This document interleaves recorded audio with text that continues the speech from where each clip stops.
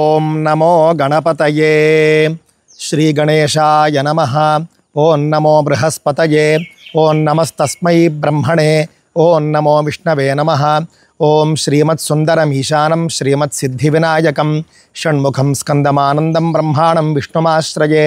యస్యాజ్ఞయా జగత్స్రష్టా విరించిః పాలకో హరిః సంహర్తా కాలరుద్రాఖ్యః నమస్తస్మై పినాకినే. స్కంద పురాణాంతర్గతమైనటువంటి కార్తీక మాస మాహాత్మ్యంలో 16వ అధ్యాయం అండి. అంటే 16వ రోజు వినవలసినటువంటి కథను మనం చెప్పుకోబోతూ ఉన్నాం. విశేషంగా ఉంటుందండి కార్తీక మాహాత్మ్యము అని అంటే కనుక ఒక్కొక్క అధ్యాయము చదువుతూ ఉండగా ఇందులో ఒక్క పుణ్యమైనా మనం చేద్దాం, ఇందులో చెప్పినటువంటి ఒక్క వ్రతమైనా ఆచరిద్దాం, ఒక్క ధర్మమైనా చేద్దాం, ఒక్క దానమైనా చేద్దాం అనిపిస్తూ ఉంటుంది. ఖచ్చితంగా ఇందులో చెప్పిన ప్రతి కర్మకు కూడా పుణ్యం ఉన్నది, ప్రతి కర్మకు కూడా పాపం పోగొట్టగలిగేటటువంటి శక్తి ఉన్నది అని చెప్పేసి తెలియజేస్తూ విశ్వాసంతో చేయాలి. దృష్టిలో పెట్టుకోండి, నమ్మకంతో చేయాలి. దేవతలు ఎప్పుడూ కూడా విశ్వాసహీనుల వద్దకు రారు. విశ్వాసహీనులు అంటే విశ్వాసం లేని వాళ్ళని అంతమించి ఇంకేం లేదు, నమ్మకం లేని వాళ్ళు.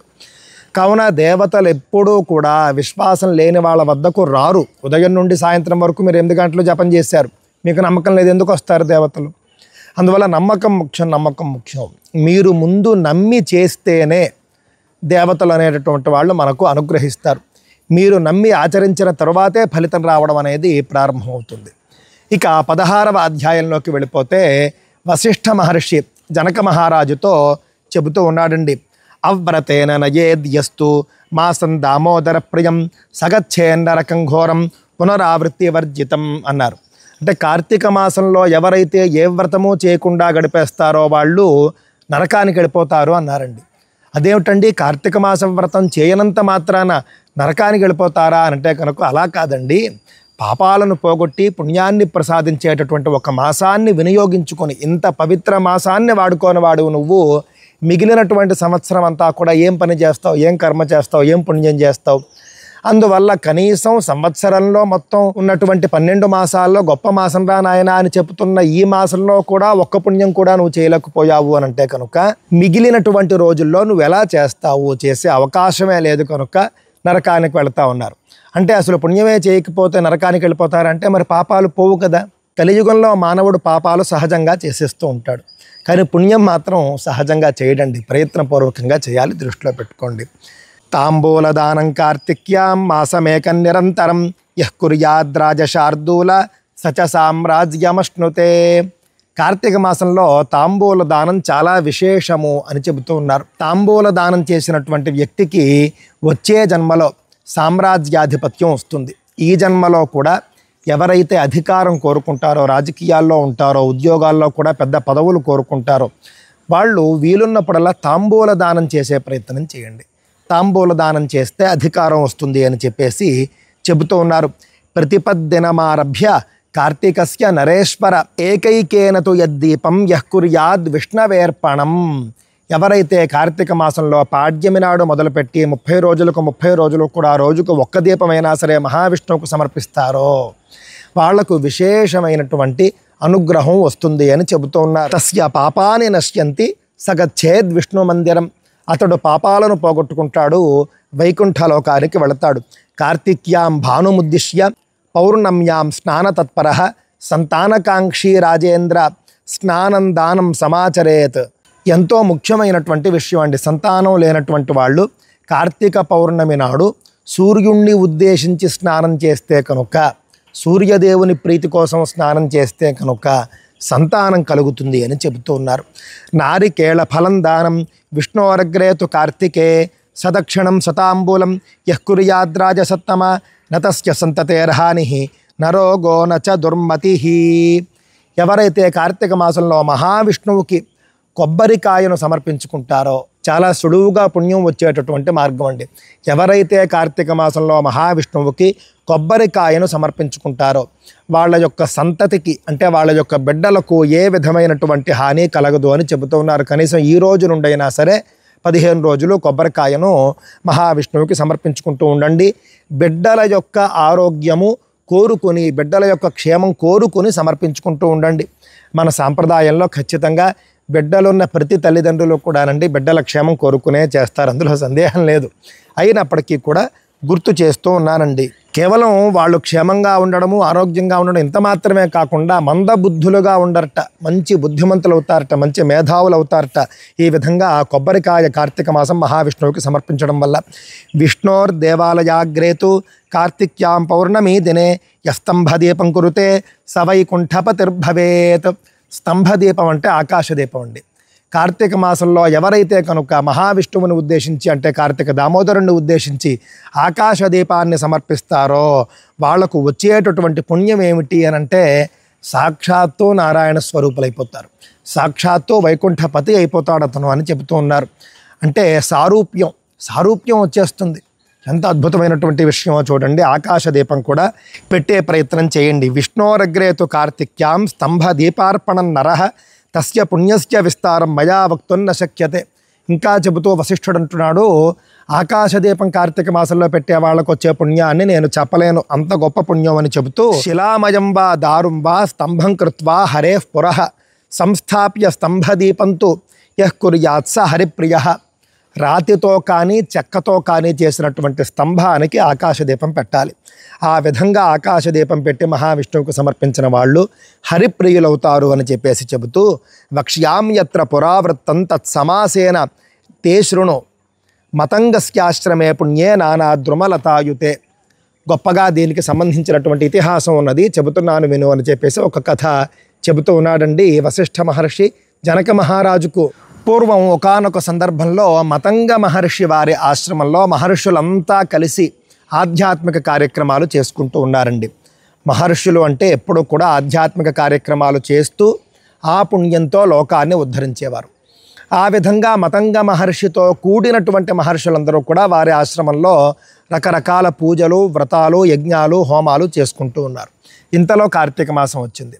కార్తీక మాసం వచ్చిన తర్వాత ఒక మహర్షి అన్నాడు, మనం ఈ కార్తీక మాసంలో ఆకాశదీపాన్ని స్థాపిద్దాం, ఆకాశదీపం ఎంతో పుణ్యాన్ని ఇస్తుంది అని చెప్పేసి మహర్షులందరికీ చెప్పగా అందరూ చాలా సంతోషించి ఆకాశదీపం పెట్టుకుందాము అని అన్నారండి. వీళ్ళంతా కలిసి దగ్గరలోనే ఉన్నటువంటి విష్ణువాలయాన్ని ఎంచుకున్నారు ఆకాశదీపం కోసం. ఆ విష్ణువాలయంలో చక్కగా శాస్త్రంలో చెప్పిన విధంగా యజ్ఞ సంబంధమైనటువంటి కట్టెతో దృష్టిలో పెట్టుకోండి. ఆకాశదీపం స్థాపించాలంటే కనుక సర్వే కర్రలు పనికిరావు, ఏ కర్ర పెడితే ఆ కర్ర పనికిరాదు. యజ్ఞ సంబంధమైన కట్టె అంటే ఏమిటి? హోమంలో వేయడానికి ఏ కర్రలు వాడతామో ఆ కర్రనే వాడాలి. రావి, మర్రి, జువ్వి, అదేవిధంగా మేడి, మోదుగ, మామిడి, ఈ విధంగా యజ్ఞ సంబంధమైనవి పంచపల్లవాలు మొదలైనవి ఉన్నాయి చూసారు, అలాంటి వాటి నుండి తీసినటువంటి చెక్కనే ఆకాశదీపానికి వాడాలి. అలా చక్కగా వాళ్ళు రావి స్తంభాన్ని ఏర్పాటు చేసుకున్నారండి. రావి స్తంభాన్ని ఏర్పాటు చేసుకుని కార్తీక దామోదరుడికి అంటే మహావిష్ణువుకి ఆకాశదీపాన్ని సభక్తికంగా సమర్పించుకున్నారు. ఆ తర్వాత వాళ్ళు లోపలికి ఆలయంలోకి వెళ్ళారు మహావిష్ణువుని దర్శిద్దామని. ఎప్పుడైతే వీళ్ళు మహావిష్ణువుని దర్శిస్తూ ఉన్నారో ఆ సమయంలో కర్ర విరుగుతూ ఉన్నటువంటి చెప్పుడు వచ్చింది. అంటే ఒక చెక్క స్తంభం విరిగితే ఏ చెప్పుడు వస్తుందో ఆ చెప్పుడు వస్తోంది. ఏమిటా అని వెనక్కి తిరిగి చూశారండి. చూస్తే వీళ్ళు ఆకాశదీపం పెట్టినటువంటి ఆ యొక్క చెక్క స్తంభం ఉంది చూసారా, ఆ చెక్క స్తంభం పూర్తిగా ఫెళఫెళమని విరిగిపోయి దాని నుండి ఒక దివ్య పురుషుడు ఉద్భవించాడండి.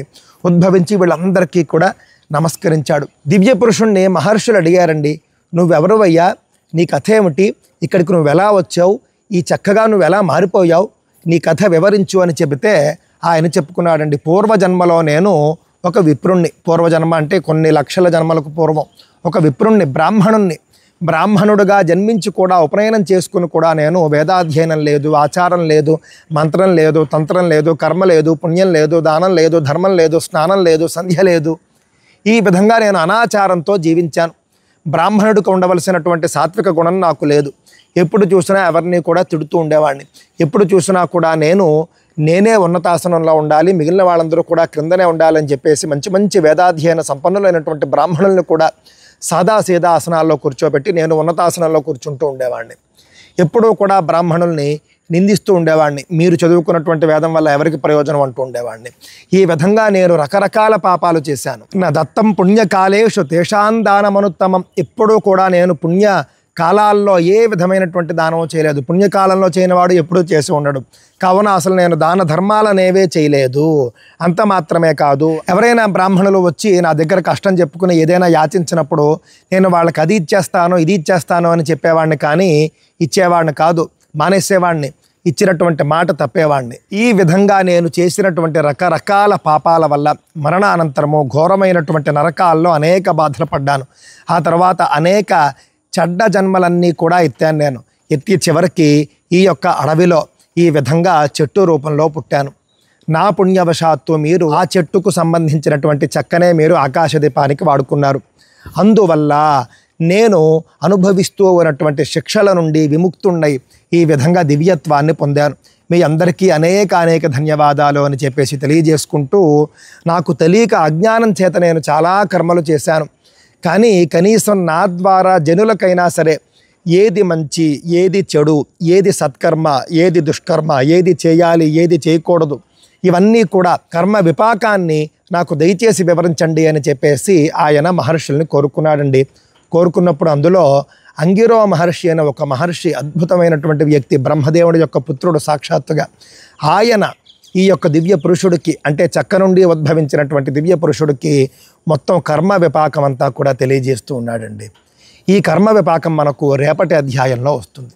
అందువల్ల దయచేసి చిన్నపిల్లలకు కూడా చిన్నప్పటి నుండి కార్తీక మాసంలో పుణ్యం చేయడం అలవాటు చేయండి, దీపం పెట్టడం అలవాటు చేయండి, నదీ స్నానం చేయడం అలవాటు చేయండి, కనీసం దాన ధర్మాలు అలవాటు చేయండి. కార్తీక మాసంలో కొబ్బరికాయ దానం చేసినా కూడా ఎంత పుణ్యాన్ని చెప్పారో చూడండి. నెయ్యి దీపం, నువ్వుల నూనె దీపం, కొబ్బరి దీపం, రకరకాల దీపాలు చెప్పుకున్నాం మనం, వెండి ప్రమిదలో దీపం, ఈ విధంగా ఏదో ఒక దీపాన్ని కార్తీక మాసంలో పిల్లలతో కూడా పెట్టించండి, వాళ్ళతో కూడా నదీ స్నానం చేయించండి, వాళ్ళతో కూడా దానం ఇప్పించండి.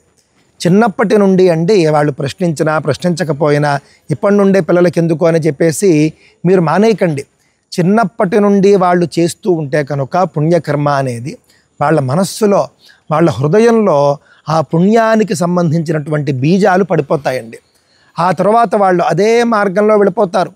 మీరు చిన్నప్పుడు చేయించడం మానేశారనుకోండి, ఇప్పటి నుండే వీడికి ఎందుకులే అని చెప్పేసి మానేసి 25 ఏళ్ళు వచ్చాక చేయమంటే ఎందుకు చేస్తాడు? పుణ్య బీజాలు లేవు అతని యొక్క ఆత్మలో, ఆ పుణ్యానికి సంబంధించినటువంటి విశిష్టత అతని ఆత్మలో కలవలేదు. అప్పుడు ఏ విధంగా చేస్తాడు పెద్దవాడయ్యాక? కావున చిన్నప్పటి నుండే వాళ్ళకు ఊహ తెలిసినప్పటి నుండే, వాళ్ళు ఆటలాడే వయస్సు నుండే వాళ్ళతో చేయించండి, చిన్నవైనా చేయిస్తూ ఉండండి. అలా చేయించగా వాళ్ళకు 16 ఏళ్ళు వచ్చేప్పటికీ వాళ్ళ ఆత్మ పూర్తిగా పుణ్య విశేషంతో నిండిపోయి మరిన్ని పుణ్యకర్మలు జ్ఞానంతో తెలివితో చేయాలి అని చెప్పేసి వాళ్ళు చేయడం మొదలు పెడతారు, వాటితో ఉద్ధరింపబడతారు.